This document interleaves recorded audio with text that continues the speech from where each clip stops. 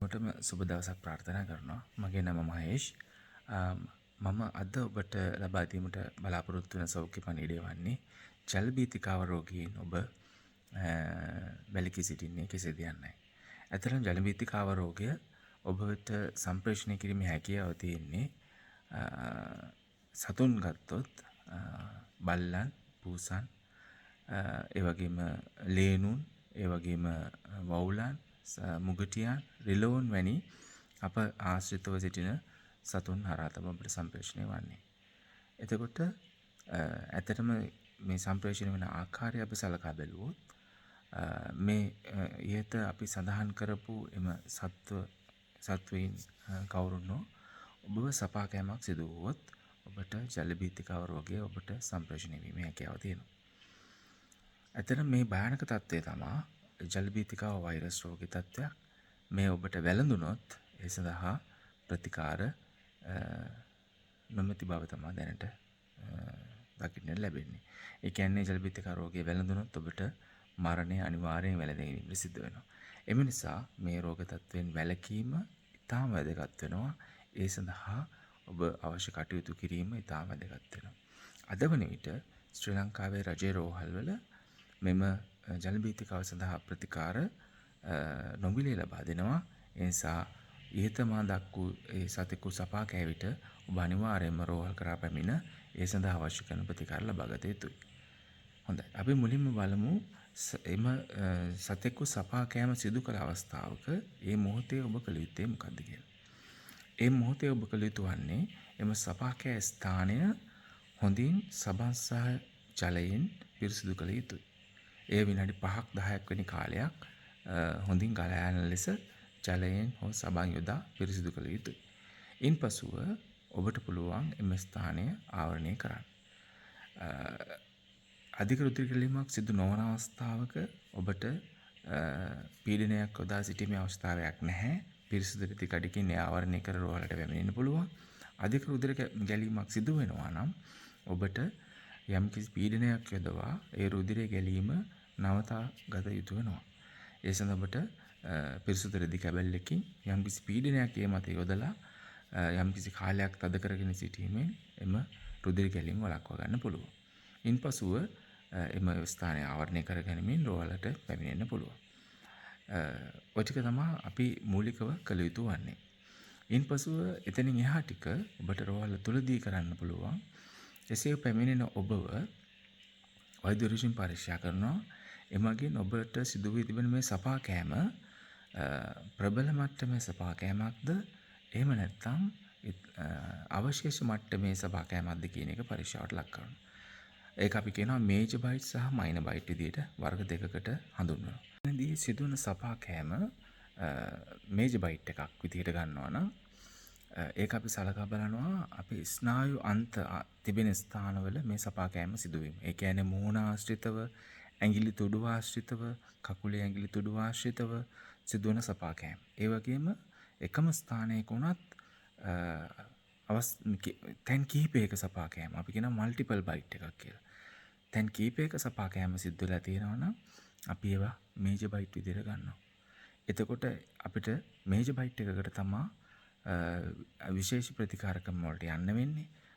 ඊට අමතරව සිදුවන සීරීමක් හෝ සපා කෑමක් අපි මයිනර් බයිට් එකක් විදිහට ගන්නවා. සුළු වශයෙන් සිදුවන එකක්. එතකොට ඒකේ තීව්‍රතාවය අඩුයි. එතකොට ඒක ලබා දෙන ප්‍රතිකාරයත් අපිට ටිකක් තීව්‍රතාවය අඩු කරලා ලබා දෙන්න පුළුවන්. එසේ නැත්නම් සිදු වෙලා තියෙන්නේ මේජර් බයිට් එකක් නම් ඒක අපි ඒ සඳහා වෙනම ප්‍රතිකාර ක්‍රමයකට යන්න වෙනවා.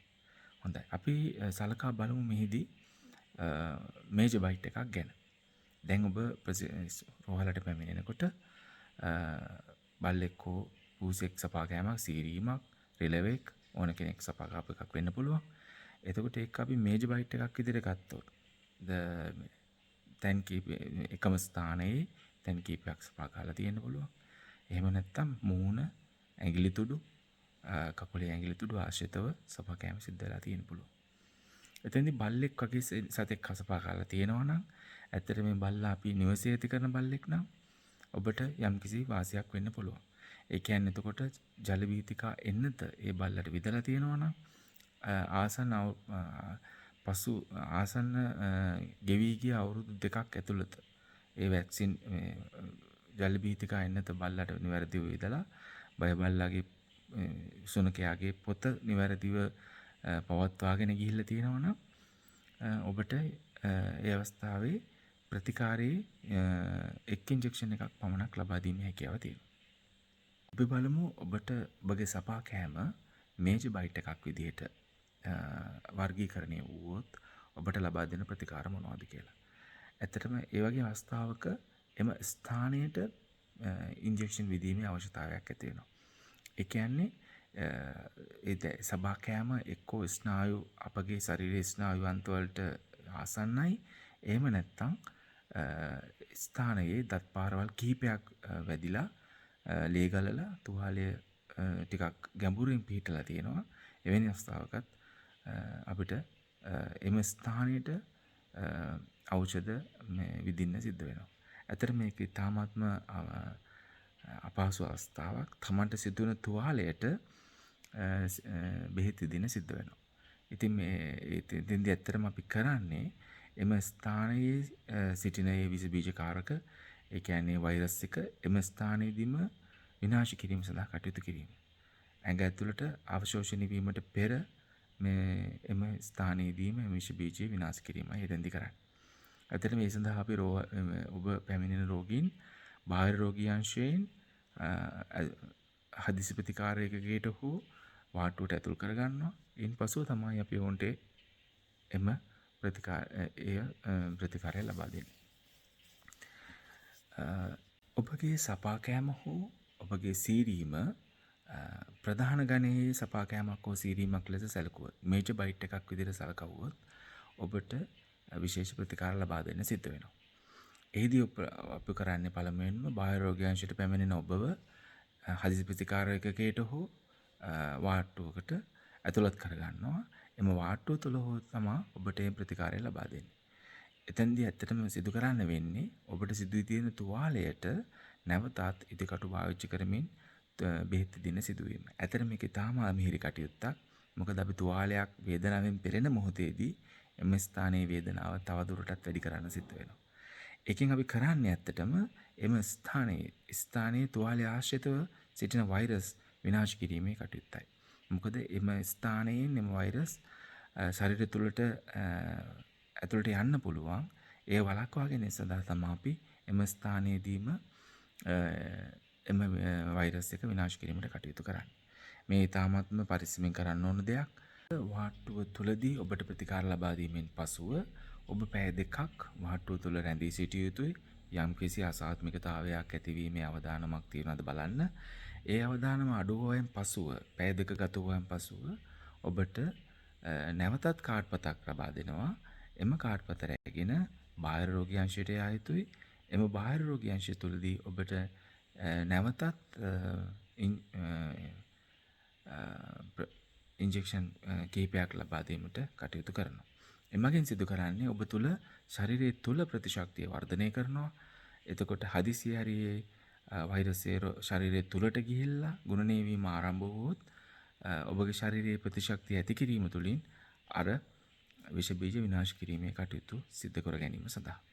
එතකොට ඔබට දින කිහිපයක් රෝහලට නැවත පැමිණිය යුතුයි.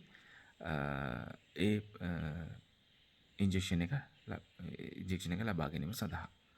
ඒ සියලු ඉන්ජෙක්ෂන් දින 4 හෝ ඒ දින ගණන සම්පූර්ණ කිරීමෙන් පසුවයි ඔබට සම්පූර්ණ විශ්වාසයක් ඇති කර ගන්න පුළුවන් වන්නේ ඔබ මේ රෝගී තත්වයෙන් සම්පූර්ණ වශයෙන් පරිස්සම් වුණා කියලා. එම මේ රෝගී තත්වයට මේ හපා කෑමට ලක්වන්නේ වැඩිපුර සිදුවන්නේ ගෘහයන් තුළදී. වැඩිපුර පැමිණෙන රෝගීන් සංඛ්‍යාවක් අපිට දකින්න ලැබෙන්නේ නිවස තුළදී සපා කෑම, නිවස ආශ්‍රිතව සපා කෑම. ඇත්තටම ගෙදර ඇති කරන සුරතල් බල්ලා හෝ පූසා තමයි මේ වැඩේ කරන්නේ ගොඩක් වෙලාවට. එතෙන්දී බල්ලා අපි ගොඩක් වෙලාවට එන්නත් කරනවා. ඒ නිසා බල්ලාගේ කාඩ්පතකුත් තියෙනවා. ඒ නිසා ගොඩක් අවස්ථාවලදී ඔබට යම්කිසි සහනයක් ලබා ගන්න පුළුවන් බල්ලන් සම්බන්ධව සපා කෑමේදී. ඒ විදින නික්ෂේපන ප්‍රමාණය අඩු කරගැනීමේ හැකියාව තියෙනවා. මොකද බල්ලා ජල බීතිකාවට හොඳින් එන්නත් කර තිබීම නිසා.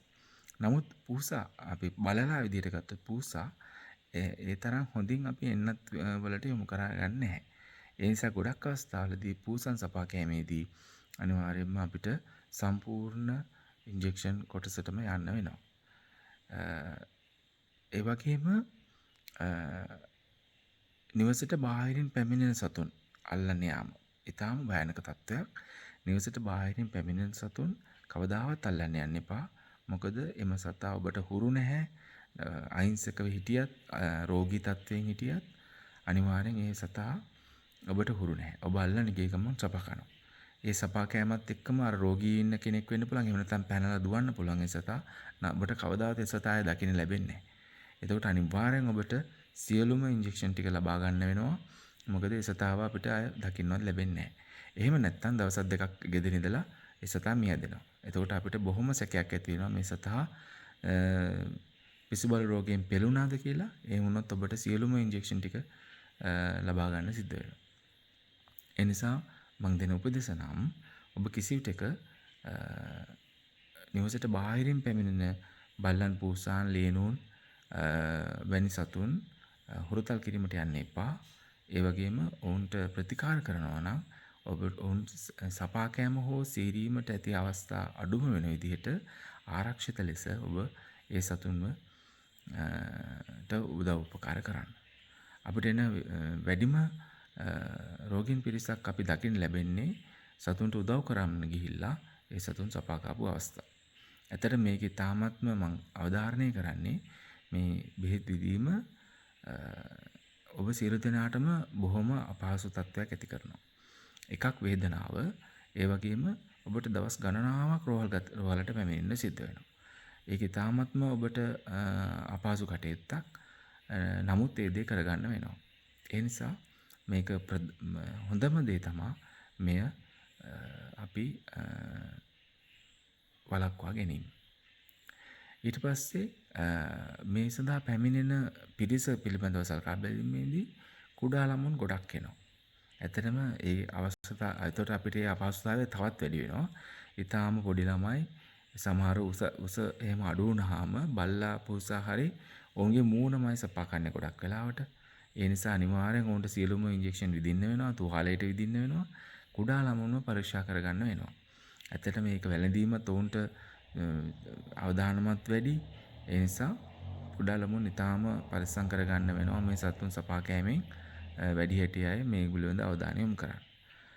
ඒ වගේම තවත් අවස්ථාවලදී රැකියා ස්ථානවලදී පාසලේදී අසරණ වෙන සතුන්ට උදව් කරන්න යාමෙන් ගොඩක් අය එනවා. වැඩිහිටියොත් එනවා. ඒ විදිහට වැඩිහිටියන්ගේ ගොඩාක්ම තියෙන්නේ උදව් කරන්න ගිහිල්ලා ඒ සතුන්ට. ඉතින් ඔවුන්ට අවසානයේදී සියලු බෙහෙත් ටික විඳින්න වෙනවා බොහොම වේදනාවක් දරමින්. සමහර සතුන් ලෙඩ වෙලා ඉන්නවා. ඒතකොට ලෙඩ වෙච්ච සතෙක් අපි අල්ලනවා නම් බොහොම පරිස්සම් වෙන්න ඕන. මොකද ඒ සතා හෙට මැරෙන්න පුළුවන්, අනිද්දා මැරෙන්න පුළුවන්, අපිව සපා ගන්න පුළුවන්. එහෙම වෙච්ච අවස්ථා ගොඩක් තියෙනවා. මොකද ඒ සතා අපහසුතාවයෙන් ඉන්නේ. ඒ සතාට තේරෙන්නේ නැහැ මේ උදව් කරනවා මට කියලා. සතා අපි අල්ලපු ගමන්ම හපා කනවා. එතකොට කිසිම සටහන් මොනවත් නැහැ. ඉන්ජෙක්ෂන් විදලාද නැද්ද දන්නේ අපිට අනිවාර්යයෙන්ම සම්පූර්ණ බෙහෙත් ප්‍රමාණය විදින්න වෙනවා. ඒක ඉතාමත් අපහසුත්වයක්. එම නිසා ওই දේවල් වලින් ඔබ වැළකෙන්න නන්දාඳුන සතුන් අල්ලන්න යන්න එපා. ඊළඟ අවස්ථාව තමයි ඔබ පාරේතොට ගමන් කරද්දී මේ සතුන් දුවවිත් අපිව සපා කරනවා. ඒක අපිට ගොඩාක් වාර්තා වෙලා තියෙනවා. මේ මගතොටේදී අපි ගමන් බිමන් යනකොට අපි දන්නේ නැති සතෙක් බල්ලෙක් පූසෙක් ඇවිල්ලා අපිව හපා කරනවා. එතෙන්දී අපි ඇත්තටම පරිස්සම් වෙන්න කරන්න ඕන දේ තමයි අපි නන්දානුනන බල්ලෙක් පූසෙක් රිලෙවෙක් මුගටියෙක් ඕන දෙනෙක් එන ස්ථානයකදී අපි ඉදිරියට නොයා ඔවුන් මග හැරවා යා යුතුයි. කවදාවත් අපි ඔහුට අවස්ථාවක් ලබා දෙන්න හොඳ නැහැ අපිව හපා ගන්න. ඇත්තටම අපිට ආපු ගොඩාක් රෝගීන් දැඩි අපහසුතාවයට පත් වෙනවා මෙන්න මේ තත්ත්වය නිසා. තමන්ගේ සමහර ළමයි පන්තියට යන අවස්ථාවේ, ඉස්කෝලේට යන අවස්ථාවේ, රැකියාවට යන මොහොත ඒ වගේ අවස්ථාවකදී මේ වගේ දෙයක් සිදු වුණාම තමන්ගේ සම්පූර්ණ කටයුතු ටික අඩාල වෙනවා. ඒ නිසා එවැනි අවස්ථාවක මේ සිදුවීම මගහරවා ගන්න ඒදී හොඳටම කරන්න තියෙන්නේ එවැනි සතෙක් කියන දුටු විටම අපි වුන් මගහරවා ඉවත් වෙලා යන එක තමයි හොඳම දේ. කවදාවත් උන්ට අවස්ථාවක් දෙන්න එපා ඔබ කිට්ටුවට එන්න. ඒ නිසා ඈතින් වෙනකොටම ඔවුන් මගහරවාගෙන ඒ තත්ත්වයෙන් මිදෙන්න. ඒකෙන් අපිට පුළුවන් ඒ තත්ත්වය වළක්වා ගන්න. හරි. අපි ඊට පස්සේ බලමු දැන් මේ සපා කෑම ප්‍රබල තත්ත්වයකින් වුණාම අපේ තුවාල ඇති වෙනවා අපිට. අපි තුවාල හැම ආකාර ගණනාවකින් ඇති වෙන්න පුළුවන්. නමුත් මේ බල්ලෙක් පෝසෙක් සපා කෑම හෝ සීරීම මගින් අපිට ඇති වෙන තුවාලය ඊට පස්සේ අපි ඒකට ප්‍රතිකාර කරන්න වෙනවා. එතකොට ඒකට අපිට සමහර අවස්ථාවලදී සැරහුම් යොදන්න වෙනවා. සමහර අවස්ථාවලදී ශල්‍යාගාරයට පවා ඔවුන්ව රැගෙන යන්න වෙනවා. මොකද මේ සපා කෑමේ ප්‍රබලතාවය මත. සමහර අයගේ මූණ සපා කෑපුවාම නිර්වින්දනය කරන්න වෙනවා. එහෙම නැතුව කිසි දෙයක් කරන්න බෑ, වේදනාව වැඩි. ඒ නිසා එහෙම කරන්න වෙනවා සමහර අය. සමහර අයගේ මූණේ විකෘතිතා ඇති වෙන්න පුළුවන්. කැළලි ඇති වෙනවා. බල්ලා හූරලා. ඉතින් ඒ වගේ අවස්ථාවක ඔවුන් දැඩි ලෙස අපහසුතාවයටපත් වෙනවා. මේ ළඟදී අපිට ආපු රෝගියෙක් කාන්තාවක් ඇයගේ මූණ සපා කාලා සහ සූරලා. ඉතින් ඇත්තටම මූණට විශාල හානියක් වෙලා තියෙනවා ගෙදර හිටපු සතාගෙන්ම. ඉතින් ඒ වගේ අපරාධයක් එහෙම කරගන්න එපා. මේ සතුන් සමග කටයුතු කිරීමේදී පරිස්සම් වන්න. ගෙදර අපි කොච්චර හුරතලයට ආදරයට ඇති කරන සතෙකු වුණත් කලබල වෙලා අපිව සපා ගන්න පුළුවන්. එවැනි අවස්ථාවක් ඇති කරන්න එපා. ඔවුන්ට රිදවන්න එපා. ඔවුන්ව පාගන තත්ත්වයට ඔවුන්ට අපහසුතාවය ඇති කරන්න එපා. ඒ වගේ ඔවුන්ට පෑගුණොත් හරියමේ අනිවාර්යෙන්ම ඔවුන් අපේ සපා ගන්න ඉඩ තියෙනවා. ඒ නිසා එවැනි අවස්ථා තමයි අපිට දකින්න ලැබෙන්නේ. ඒ නිසා එවැනි අවස්ථාවක් ඇති නොවන විදිහට ඔබ කටයුතු කරන්න. ප්‍රධාන වශයෙන් අපි මේ පිළිබඳ මේ කතා කළ කොටසේ සාහංශය සලකා බලමු. එතකොට මේ ජලබීතිකාව රෝගී ඔබට බෝ කළ හැකි සතුන් ගණනාවක් සිටිනවා. ඔවුන් සපා කෑම සිදු අවස්ථාවකදී අපි කටයුතු කළ යුතු ආකාරය අපි සාකච්ඡා කළා. මූලික ප්‍රතිකාර වලින් පසුව ඔබ රෝහලට පැමිණිය යුතුයි. රෝහලට පැමිණීමෙන් පසුව ඔබගේ සපා කෑම මේජ මහින වශයෙන් කොටස් දෙකකට යොමු කරනවා. මේජ කොටසට ඔබ අයත් වුණොත් ඔබව රෝහල තුලට ඇතුළත් කරගනිමින් ඔබට එම ස්ථානීය ඉන්ජෙක්ෂන් ලබා දෙනවා. එම ස්ථානයට ඒ මොහොතේම ඒවා විනාශ වීම සඳහා ඉන් අනතුරුව නැවතත් බාහිර රෝගී අංශය තුලින් ඔබට ඔබේ ශරීරයේ තුලට ප්‍රතිශක්තිය ඇති කිරීම සඳහා ඉන්ජෙක්ෂන් ලබා දෙනවා. ඔය යටතේ සිද්ධ වෙනවා. එතකොට ඔබ මේ සියලුම ඉන්ජෙක්ෂන් ටික අවසන් කිරීමෙන් පසුවයි ඔබ සුරක්ෂිත බවට පත්වන්නේ. එතකොට ඊළඟට ඔබ අවධානය යොමු කළ යුතු දෙයක් තමයි කුඩා ළමුන්ව ආරක්ෂා කරගන්න. මොකද ඔවුන් සපා කෑම ඉතා ප්‍රබල වෙන්න පුළුවන්. මොකද ඔවුන් කුඩා සහ ඔවුන්ට තේරෙන්නේ නැති නිසා, ඔවුන්ට බේරී යන්න බැරි නිසා හැම විටම ඔවුන්ව මේජර් බයිට් ගණයට අයත් වෙන්න පුළුවන් සපා කෑම. ඉන්පසුව ගෙදර සුළුතරට ඇති කරන සතුන් හොඳින් එන්නත් කර තබා ගන්න. බල්ලන් පූසා ඒ සියලුම ලිපි ලේඛන පවත්වා ගන්න සහ ගෙදර සුළුතරට ඇති කරන සතුන් සමග කටයුතු කිරීමේදී පරිස්සම් වන්න. ඔවුන් කලබල වී ඔබට හානි කරන්න පුළුවන්. ඒ නිසා පරිස්සම් වන්න. ඒ වගේම බාහිරින් පැමිණෙන සතුන් සමග කටයුතු කිරීමේදී තාම පරිස්සම් වන්න. ආරක්ෂිත ක්‍රම අනුගමනය කරමින් සපා කෑමකට හෝ සීරීමකට නොලැබෙන ලෙසට ඔවුන්ට සතු කරන්න උපකාර කරන්න.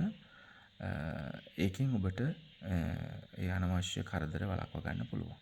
ඒ වගේම මගතොටේදී ඔබ ගමන් කිරීමේදී මෙවැනි සතුන් දුටු විට ඔවුන්ට අවස්ථාවක් නොලැබෙන ලෙස මගහැර යාමෙන් ඔබගේ පහසුකම සකසා ගන්න පුළුවන්.